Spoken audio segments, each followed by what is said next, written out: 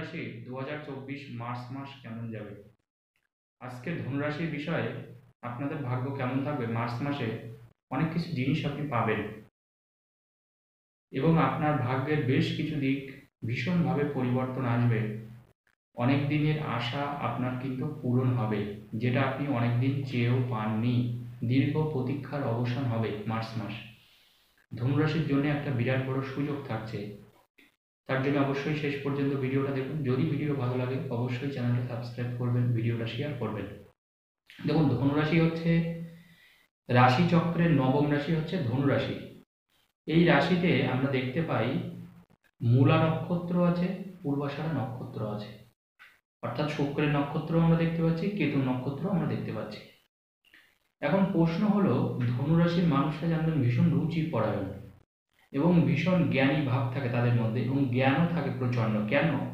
কারণ এই রাশির অধিপতি কিন্তু বৃহস্পতি, দেবগুরু বৃহস্পতি আপনার রাশির অধিপতি। তাই স্বাভাবিকভাবে বৃহস্পতি এই রাশির অধিপতি হওয়ার জন্যে এই রাশির মধ্যে একটু দেবত্ব ভাবটা বেশি থাকে, এবং এই রাশির মানুষরা জানবেন সচরাচর খারাপ কাজে জড়িয়ে পড়ে না, কারণ বৃহস্পতি তাদেরকে প্রোটেক্ট করে। আজকে ধনুরাশির মানুষের বিষয়ে আমি বেশ কিছু কথা বলবো, যেটা আপনারা এই মাসেই পাবেন, এই মার্চ মাসেই পাবেন। কারণ দেখুন, আপনার রাশির দ্বিতীয় এখন মঙ্গল বসে আছে তুঙ্গস্থ হয়ে। মঙ্গল আপনার রাশির দ্বাদশপতি, যে আপনার দ্বিতীয় বসে আছে, এটা অত্যন্ত শুভ। মঙ্গলের সাথে শুক্র বসে আছে। আপনার রাশির থেকে তৃতীয় বসে আছে রবি, বুধ এবং শনি, অর্থাৎ কুম্ভ রাশিতে। ধনু, মকর, কুম্ভ, অর্থাৎ আপনার রাশির তৃতীয় বসে আছে, বুধাদিত্য যোগ হয়েছে তৃতীয় সাথে শনিকে নিয়ে। এবার আপনার রাশির চতুর্থে কিন্তু কে বসে আছে? রাহু বসে আছে। আপনার রাশির পঞ্চমে কে বসে আছে? দেবগুরু বৃহস্পতি। অর্থাৎ আপনার চতুর্থপতি পঞ্চমে বসে আছে। আপনার চতুর্থপতি মীনের অধিপতি কিন্তু বৃহস্পতি। তাহলে ধনুরাশির ক্ষেত্রে যদি আমরা ক্যালকুলেশন করি, চতুর্থপতি পঞ্চমে বসে আছে, চতুর্থে রাহু বসে আছে, আপনার রাশির অধিপতি পঞ্চমে। এটা অত্যন্ত অত্যন্ত ভালো জিনিস। যখন জানবেন কখনো কোনো রাশির অধিপতি যদি পঞ্চমে বসে থাকে, সেটা তার ভাগ্যটাকে আরো বেশি করে প্রসারিত করে, তার ভাগ্যের জায়গাটাকে চমক দেয়। অর্থাৎ এই সময় যারা সন্তানের জন্য কষ্ট পাচ্ছেন, সন্তানের জায়গাটা খারাপ, দীর্ঘদিন ধরে হয়তো সন্তান নেই, এরকম একটা সমস্যায় ভুগছেন, ডাক্তার হয়তো দেখাচ্ছেন, কিন্তু এই সময় আপনি চেষ্টা করতে পারেন, কারণ আপনার পঞ্চমে কিন্তু বৃহস্পতি বসে আছে, অর্থাৎ একটা সন্তানের জায়গা কিন্তু আমি এখানে দেখতে পাচ্ছি।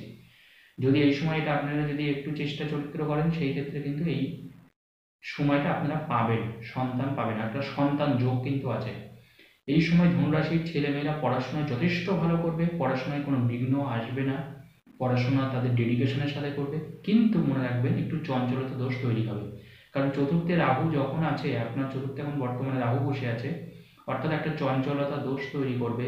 পড়াশোনায় মনটা দিতে পারবেন না, কিন্তু ওভারঅল দেখবেন রেজাল্টটা ভালো হচ্ছে। পড়াশোনায় হয়তো ডেডিকেশন আসছে না, বাট পরীক্ষার রেজাল্টটা ভালো হচ্ছে। কেন ভালো হচ্ছে? কারণ ভাগ্য আপনাকে টেনে নিয়ে যাচ্ছে। চতুর্থে যখন রাহু আছে, মনে রাখবেন এই সময় দুই একজন বন্ধু বান্ধব আপনাকে মিসগাইড করতে পারে। ধনুরাশির ছেলে মেয়েরা যারা ছাত্রছাত্রী, তারা পড়াশোনা থেকে হারিয়ে যেতে পারে। হারিয়ে যেতে পারে মানে কি? অর্থাৎ পড়াশোনা করতে ভালো লাগছে না, মানে পড়াশোনা আমি করব না, আমি অন্য কোনো কিছু করব, বড় কোনো কিছু করব। অর্থাৎ আপনার কাছে একটা অনেক স্বপ্ন এই সময় আসতে পারে বিদ্যার্থীদের কাছে, যাতে করে আপনি পড়াশোনা বা কেরিয়ারের প্রতি কিন্তু অতটা নজরই দিলেন না, কিন্তু এটা কিন্তু আপনার ক্ষেত্রে মিসগাইড হবে।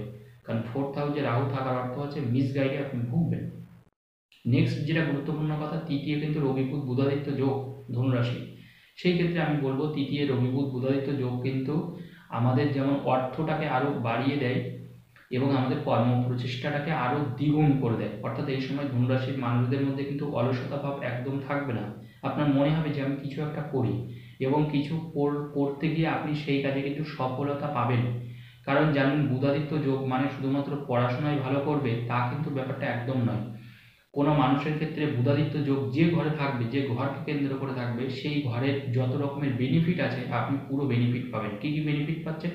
1 নম্বর, এই সময় আপনার কর্ম প্রচেষ্টা দ্বিগুণ হবে, কাজের প্রতি ঝোঁক বাড়বে, মন বাড়বে। দ্বিতীয় কথা হচ্ছে, ভাই বোনের থেকে এই সময় সাহায্য পাবেন আপনি। তৃতীয় জিনিসটা আপনি পাবেন, এই সময় কিন্তু আপনার মাথায় কোনো চিন্তা আসতে পারে, কোনো থিসিস আসতে পারে। যারা দীর্ঘদিন ধরে ধনুরাশির মানুষরা গবেষণা করছেন, এই সময় গবেষণায় সফলতা পাবেন। এই সময় ইনকামটা কিন্তু আপনার চট করে 1 লক্ষ অনেকটা বেড়ে যেতে পারে। নেক্সট যেটা গুরুত্বপূর্ণ কথা হচ্ছে দ্বাদশপতি দ্বিতীয় বসে আছে, অর্থাৎ এই সময় দেখবেন আপনার মানে সঞ্চয়টা বাড়বে, সঞ্চয়টা প্রচণ্ডভাবে বাড়বে ধনুরাশির ক্ষেত্রে। টাকার ব্যয়টা অনেকটা কমে যাবে, সঞ্চয়টা বাড়বে, অর্থাৎ ইনকাম বেশি হবে। প্লাস ইনকাম বেশি, এক তো ইনকাম বেশি হবে, প্লাস দেখুন আপনার ব্যয় আগে যেরকম নানান দিক থেকে আপনার ব্যয় হয়ে যাচ্ছিল, আপনি কিছু বুঝতে পারছিলেন না, সেই ব্যয়টা কিন্তু একদম পুরো জিরো হয়ে যাবে এখন। অর্থাৎ সঞ্চয়ের মনোযোগীটা আপনি একটু বেশি হবেন। আরেকটা যেটা গুরুত্বপূর্ণ, দশমী কিন্তু কেতু, দশমী কেতু থাকার অর্থ জানবেন পিতার শরীর স্বাস্থ্য নিয়ে ভুগতে পারেন, পিতার শরীর স্বাস্থ্য খারাপ হতে পারে। কর্মস্থানে আপনার কোনো হঠাৎ করে কোনো মানে গোলাযোগ হতে পারে, কর্মস্থানকে কেন্দ্র করে হঠাৎ কারোর সাথে কোনো ঝামেলা হতে পারে।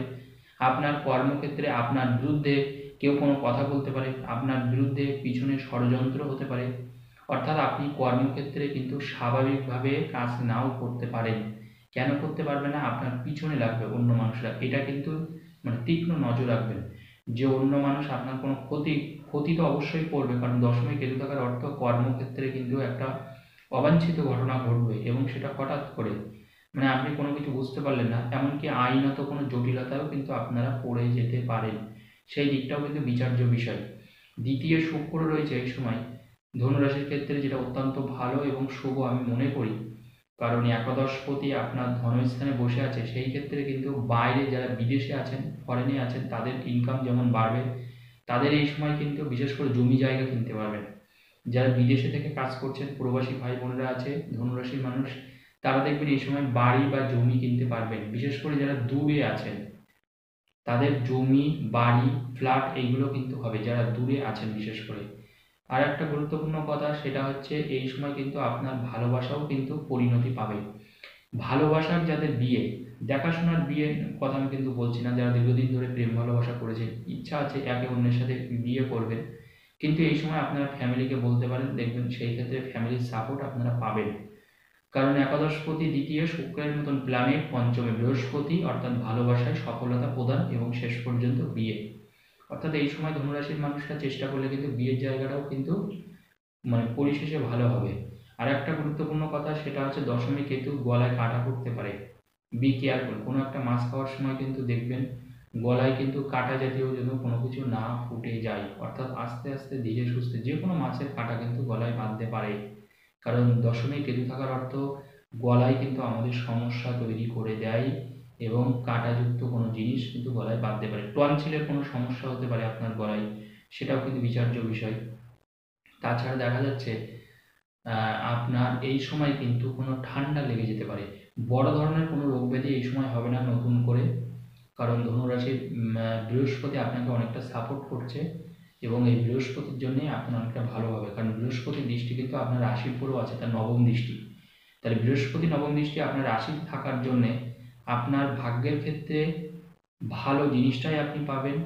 আপনার বিপদ হবে, কিন্তু সেই বিপদ থেকে রক্ষাও পাবেন। এই সময় দেখবেন বিপদ আপনার আসছে, কিন্তু সেই বিপদ আপনার হচ্ছেও না। কেন হচ্ছে না? মানে পাশ থেকে যাবে, আপনি বুঝতে পারছেন উপরওয়ালা আপনাকে বাঁচিয়েছেন।